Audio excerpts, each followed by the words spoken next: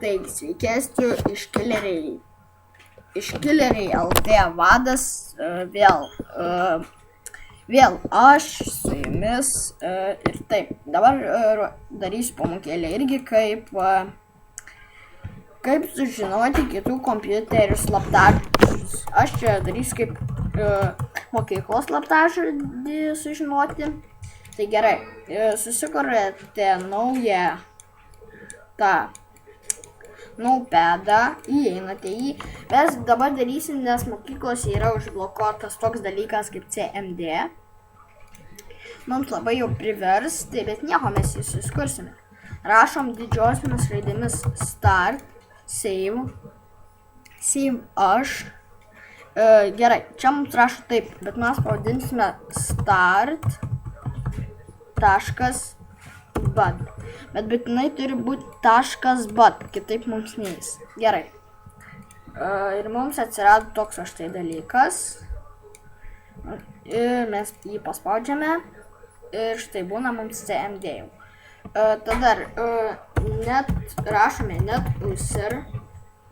Čia mano yra rolis, tai čia, o mokyklose dažniausiai būna admin arba administrator būna. Dabar kaip sužinoti slaptažodį, rašot net user administrator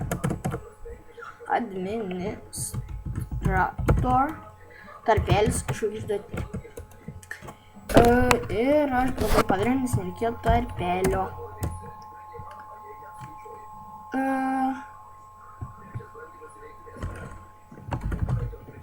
Biškai nesupratau, time. Čia įdomu, net user, palaukti, net user administrator, tarpelį žvaigždutė. Va, type a password for user. Ir čia, kur turėtų rašyti passwordą. Mano kompas yra be passwordo, štai nerodo. Tai gerai, šį video baigsime. Nu ir ką, su jumis buvo keliai.lt vadas. Tai viso. Laikinkit, komentuokit, prenumeruokit ir sėkmės hackinti kompiuterius. Viso.